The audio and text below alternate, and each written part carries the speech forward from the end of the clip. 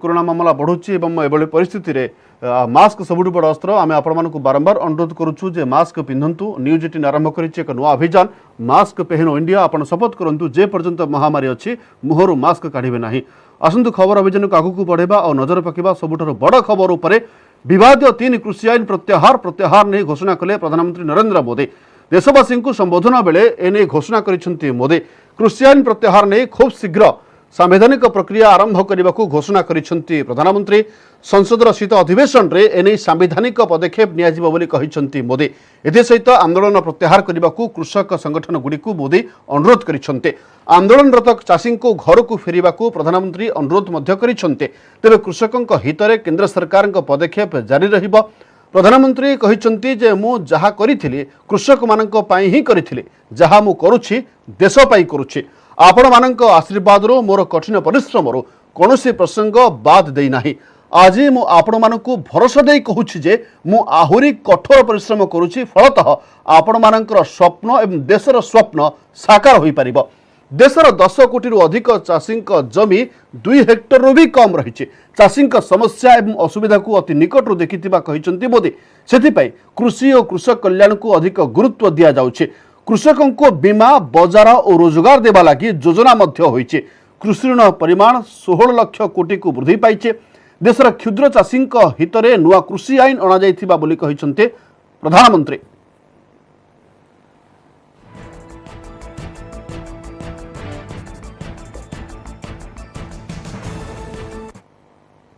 किसानों के कल्याण के लिए खासकर छोटे किसानों के कल्याण के लिए देश के कृषि जगत के हित में देश के हित में गांव गरीब के उज्जवल भविष्य के लिए पूरी सत्यनिष्ठा से किसानों के प्रति पूर्ण समर्पण भाव से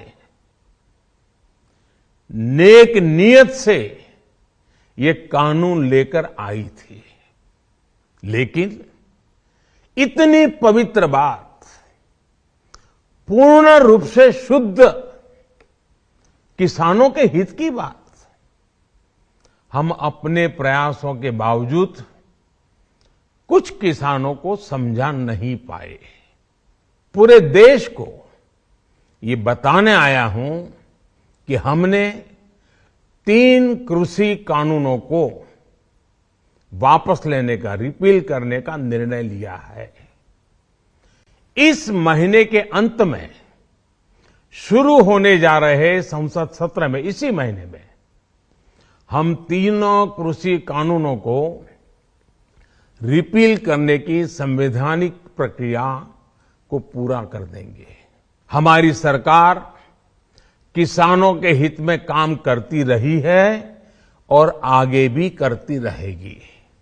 सरकार ने कृषि क्षेत्र से जुड़ा एक और अहम फैसला लिया है। जीरो बजट खेती यानी प्राकृतिक खेती को बढ़ावा देने के लिए देश की बदलती आवश्यकताओं को ध्यान में रखकर क्रॉप पैटर्न को वैज्ञानिक तरीके से बदलने के लिए एमएसपी को और अधिक प्रभावी और पारदर्शी बनाने के लिए ऐसे सभी विषयों पर भविष्य को ध्यान में रखते हुए निर्णय लेने के लिए एक कमेटी का गठन किया जाएगा। साथियों, मैं आज अपने सभी आंदोलनरत किसान साथियों से आग्रह कर रहा हूं, आज गुरु पर्व का पवित्र दिन है। अब आप अपने अपने घर लौटे, अपने खेत में लौटे, अपने परिवार के बीच लौटे। आइए एक नई शुरुआत करते हैं, नए सिरे से आगे बढ़ते हैं।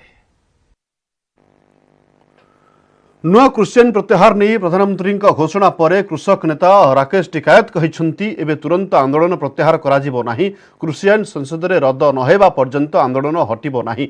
से पर्यंत समस्त कृषक आंदोलनकारी माने अपेक्षा करिवे बोली टिकायत कहते। केंद्र सरकार एमएसपी सहित कृषकों अन्य समस्या संपर्क में मध्य कथबार्ता करंतु बोली से अनुरोध करिसेंते। ऑल इंडिया किसान सभा के नेता हनान मुल्ला हमारे साथ बात करने के लिए मौजूद है। किसान आंदोलन इतने दिनों से बदस्तूर चल रहा था। प्रधानमंत्री नरेंद्र मोदी ने आज एक बड़ी घोषणा की, तमाम किसानों को समर्पित 3 कृषि कानून रद्द कर दिए जाएंगे। कैसे देखते हैं आप लोगों ने इस आंदोलन को, इस मांग से जीवित रखा था? 1 साल ये आंदोलन चल रहा है। 700 से ज्यादा किसान भाई हमारा शहीद हुआ है और ये आंदोलन का अगले 26 नवंबर 1 साल पूरा होने जा रहा है। शायद मानव जाति का इतिहास में सबसे बड़ा जन आंदोलन। 1 साल 90 करोड़ लोग आंदोलन में है। ये भारत में सिर्फ नहीं है, दुनिया का इतिहास में नहीं है, अनोखा है। इसलिए ये आंदोलन, हमारा जो मांग है, एक मांग है जो 3 काला कानून लाया था, वो काला कानून प्रत्याहार, वो तो मांग है, मगर उसके साथ साथ सप्लीमेंट जो है, जो मिनिमम सपोर्ट प्राइस को कानून बनाना है। क्योंकि किसान क्यों मर रहा है? मिनिमम प्राइस नहीं मिल रहा है। तो सिर्फ 3 कानून वापस लेने से उसको तो मिनिमम सपोर्ट प्राइस नहीं मिलेगा। स्वामीनाथन के मुताबिक जब तक minimum support price act parliament पास नहीं करेगा तब तक किसान के कोई फायदा नहीं है। तो इसलिए जब तक मिनिमम सपोर्ट प्राइस का कानून नहीं होगा, हमारा किसान आंदोलन रुक नहीं सकता। सर, अब तक तो आप लोग ये मांग कर रहे थे कि 3 कृषि कानून काले कानून है, इन्हें रद्द कर देना चाहिए। जब तक ये रद्द नहीं होंगे आंदोलन चलता रहेगा। और अब आप कह रहे हैं कि एमएसपी पे एक नया कानून बनाना चाहिए। 3 काला कानून वापस लेने से समस्या सामने, एक सफेद कानून बनाना है। वो सफेद कानून कब बनेगा? सफेद कानून है जब फसल का 1.5 गुना दाम किसान को मिलेगा, इस कानून बनेगा। नहीं तो आज रोज 52 किसान खुदकुशी कर रहे हैं रोज, क्योंकि फसल का दाम नहीं मिल रहा है। तो ये 3 काला कानून प्रत्याहार करने से उसका मिनिमम सपोर्ट प्राइस मिलेगा, उसको खुदकुशी बंद होगा। उसको खुदकुशी का कारण जो है, ये 3 काला कानून सिर्फ नहीं है, 3 काला कानून आने से और सत्यानाश होता। हनानदा, 3 कृषि कानून को लेकर मोदी जी ने खुद आकर आज इतनी बड़ी बात कही है। आज गुरु नानक जी की जयंती है। इस उपलक्ष्य में तमाम लोगों को, किसानों को एक सौगात दी गई है। क्या किसान वापस खुशी अपने घर नहीं जाएंगे? तो हम बोला, इसको हम स्वागत करते हैं ना। हम बोला घोषणा को स्वागत करता हूं। जब पार्लियामेंट में प्रकृत विद्रोह होगा तब हम इसको पूर्ण रूप से विजय मानेंगे। मगर साथ साथ आंदोलन हम कितना दूर चलाएंगे, एमएसपी कानून के बिना किसान का कोई फायदा नहीं है। विद्रोह करने से हमारा आज के लिए मौत के हाथ से हम बच जाएगा है? मगर जीने का रास्ता कहाँ? मौत के हाथ से बचने से जीना तो पड़ेगा ना। और जब तक हमारा दाम नहीं मिलेगा फसल का, हमका जीने का रास्ता नहीं मिल रहा है। संयुक्त किसान मोर्चा की तरफ से ये बात कह रहे हैं आप? क्या संयुक्त किसान मोर्चा का ये स्टैंड है कि अभी तक आप बैठे रहेंगे? अभी तक स्टैंड है, हम बैठेंगे। कल हमारा मीटिंग है, कल संयुक्त मोर्चा का मीटिंग है, वहां बैठ के फाइनल करेंगे। अकेला कोई 500 संगठन है, हम अकेला शुरू नहीं किया, अकेला विद्रोह भी नहीं कर सकता। 500 संगठन का। दर्शक बंधु, आम सीधासख नहीं जाऊँ कांग्रेस प्रेसमिट को। रणदीप सुरजेवाला प्रेसमिट कर सुनिबा। पिछले 7 सालों से लगातार मोदी जी और उनके मित्रों ने किसानों का दमन किया। सरकार में आते ही प्रधानमंत्री मोदी जी ने किसान को दिए जाने वाला बोनस बंद कर दिया। प्रांतों को कहा, अगर बोनस दोगे तो न्यूनतम समर्थन मूल्य पर खरीद नहीं होगी।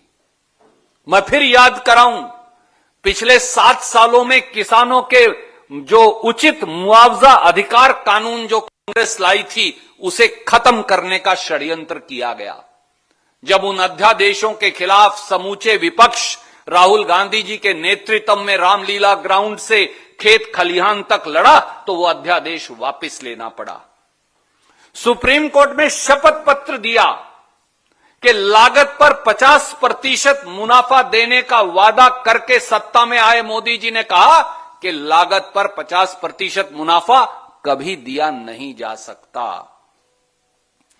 प्रधानमंत्री फसल बीमा योजना को प्राइवेट बीमा कंपनी मुनाफा योजना बनाया और 27,000 करोड़ का मुनाफा चंद मुट्ठी भर बीमा कंपनियों को कमवाया। कृषि की लागत 25,000 रुपया हेक्टेयर बढ़ा दी।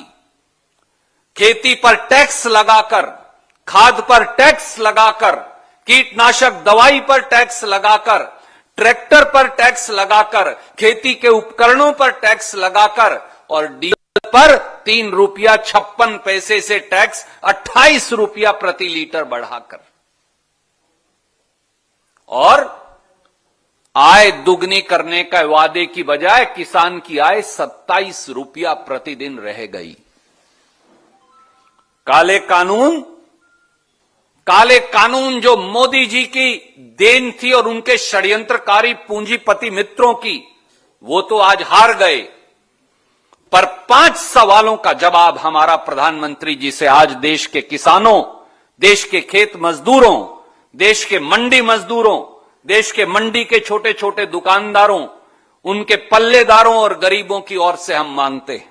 पहला सवाल, मोदी जी देश को आज ये